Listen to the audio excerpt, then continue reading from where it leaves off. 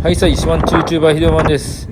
台風6号がですね、直撃と言いながら全然来ないので、ちょっと外の様子を見に行ってきました。進路が変わって宮古島寄りに進んでます。まだそんなに風は強くないんですが、この歴史あるアコウの木が倒れてました。安全を考慮して家の前の駐車場で撮影してます。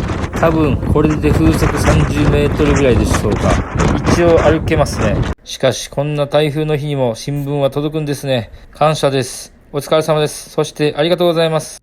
そしてなんと八重山から4選手がオリンピックに出場だそうです。